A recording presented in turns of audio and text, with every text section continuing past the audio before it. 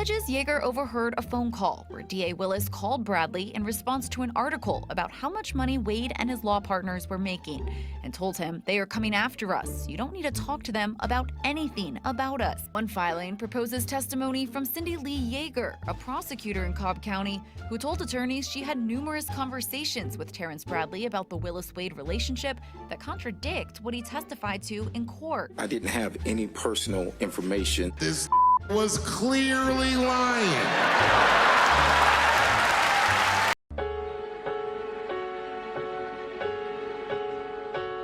They deserve a DA that won't have sex with his employees.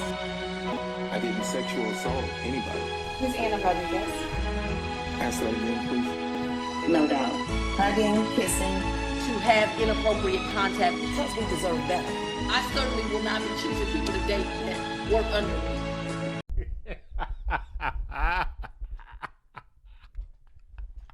Yo, this cannot, like, bro.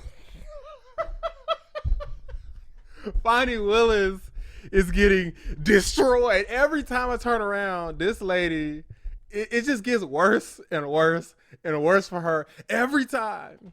Okay, so for those who aren't caught up with the situation, Fani Willis, district attorney out of Fulton County, Georgia, where I live, this lady is basically on the cusp of being disqualified from being able to prosecute Trump for the RICO case in the election interference. And there's 18 co-defendants. Like, it's like a big freaking mess that she took on.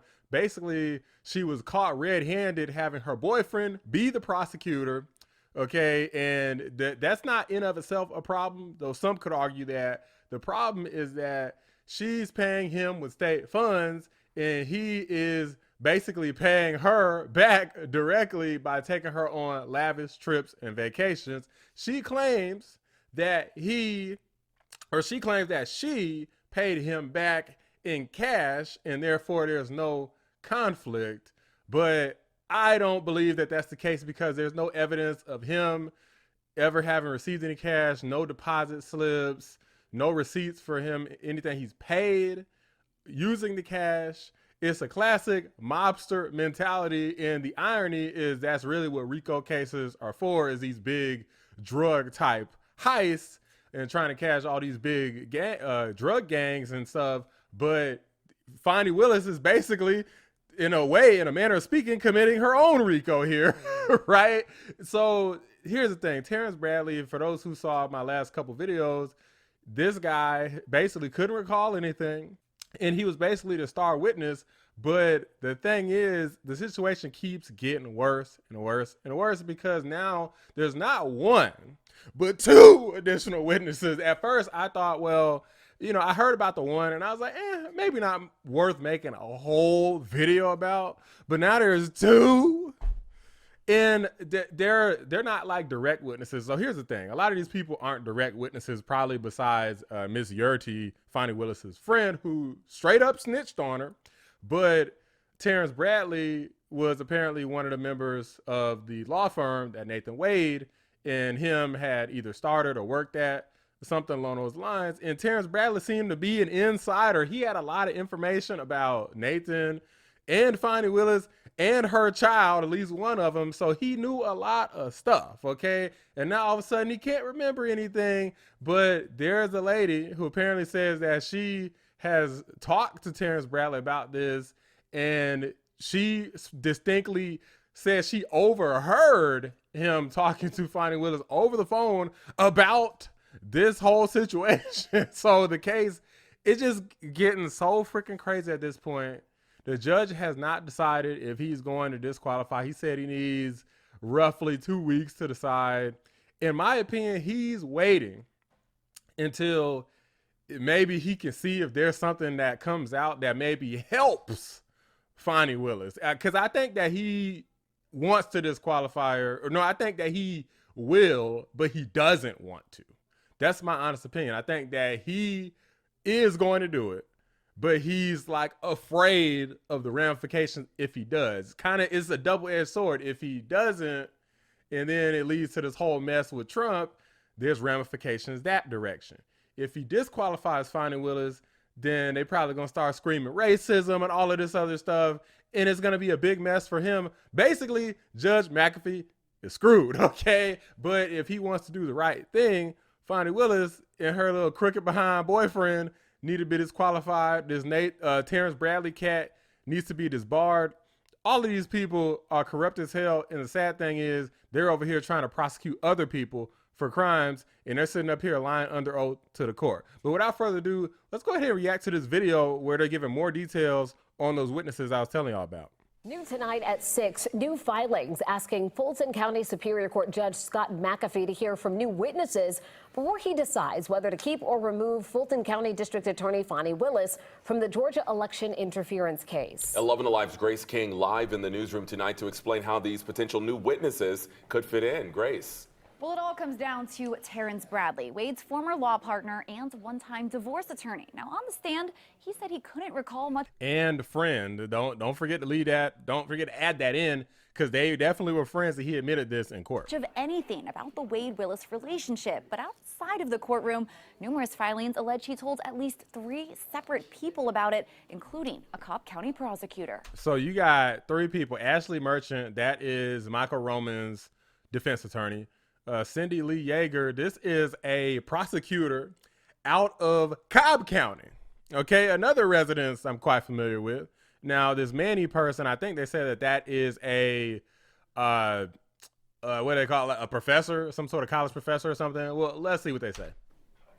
So 3 different people. The more information they get in, the more likely they are to get the disqualification. Emory Law School professor John Acevedo understands why the defense would want more testimony. If they can prove again that Willis and Wade lied to the court, that's more likely to lead to disqualification and possible additional sanctions. One filing proposes testimony from Cindi Lee Yaeger, a prosecutor in Cobb County, who told attorneys she had numerous conversations with Terrence Bradley about the Willis-Wade relationship that contradict what he testified to in court. I didn't have any personal information. It alleges Yaeger overheard a phone call where DA Willis called Bradley in response to an article about how much money Wade and his law partners were making, and told him, "They are coming after us. You don't need to talk to them about anything about us." The other filings suggest the former adjunct law professor at Georgia State also heard from Bradley about the Willis-Wade relationship.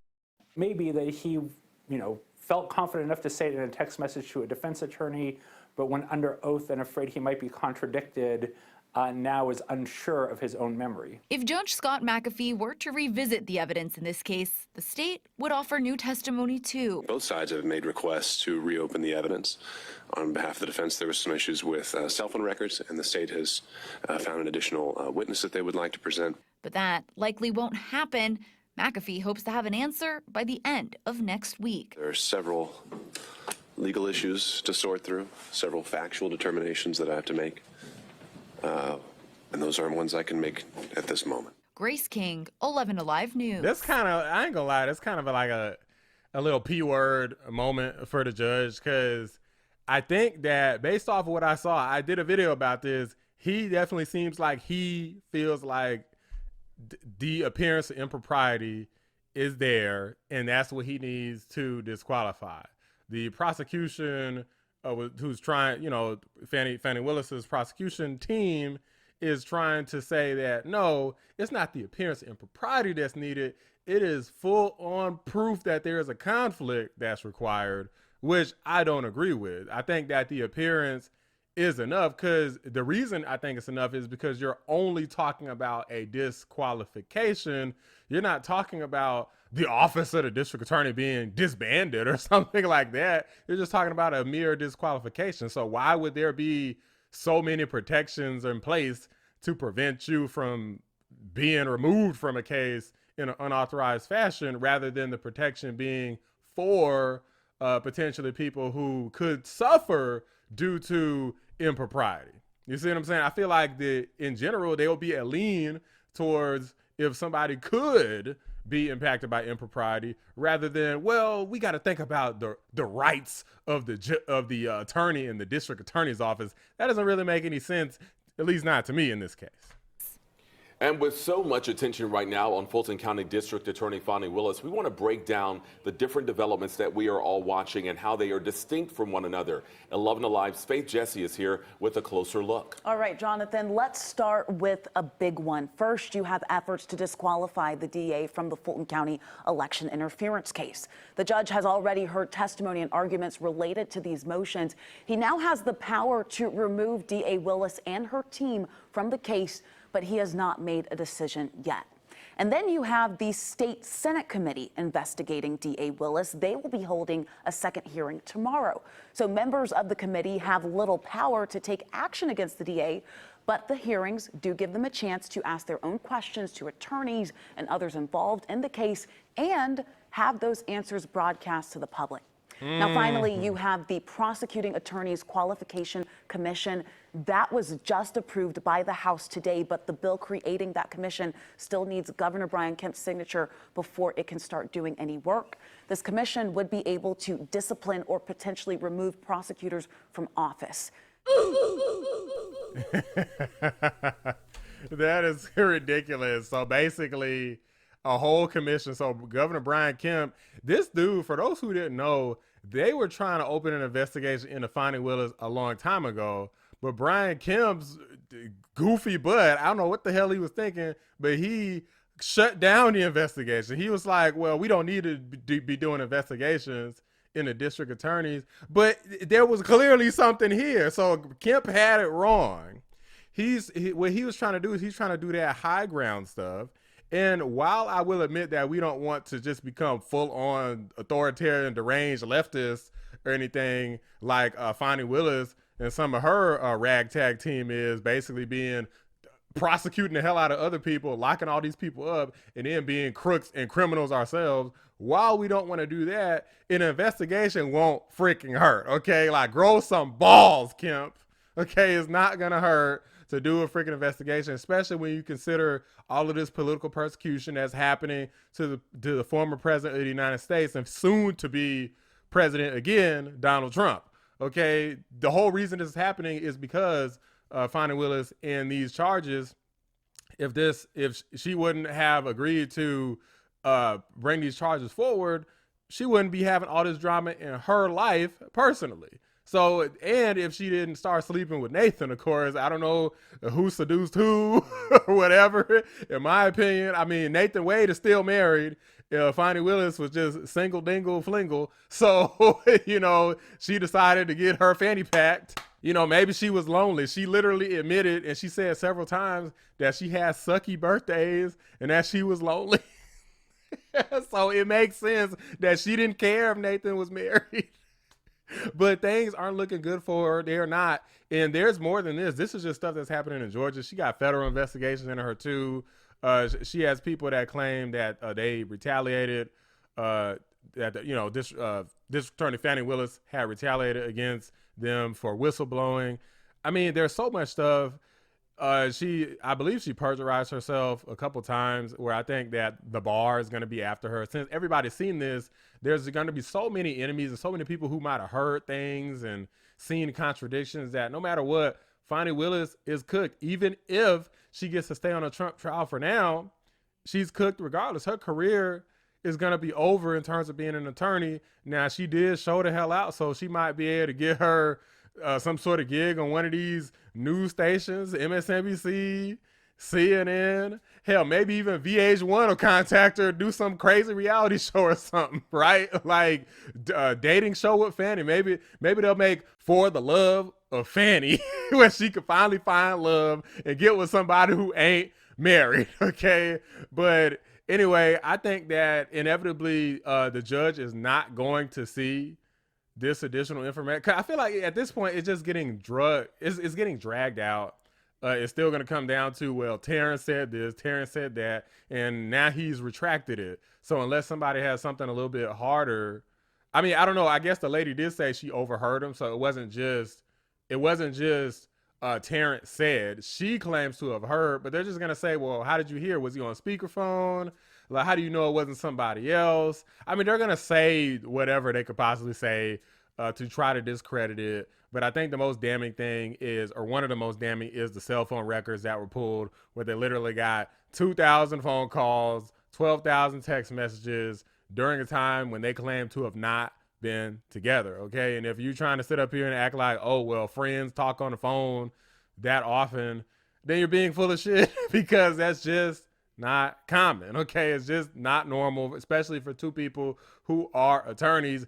You probably don't have a whole lot of time to just be doing whole lot of talking to your friend unless it is a cut buddy. Okay. You getting rammed, you getting drilled.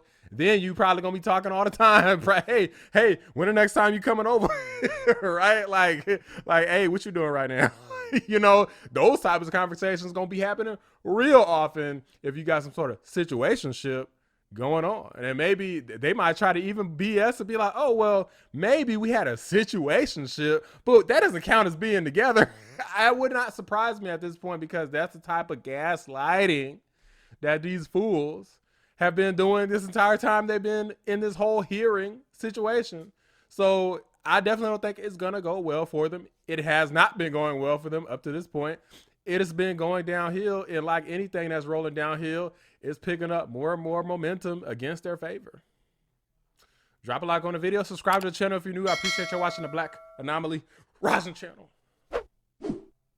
I'm out. A lot of it. I didn't know the gentleman. I didn't know him. Oh, you have 2,000 phone calls, 3,500 text messages. How is it possible? I happen to have a very good relationship with a woman called Melania. But I would venture to say in all the years that I've known her, I might not have called her 2,500 times. I know I didn't send 3,500 text messages. They hired him for almost $1 million because of his great experience. Of course, he didn't have any experience. He had experience in something else. You know that.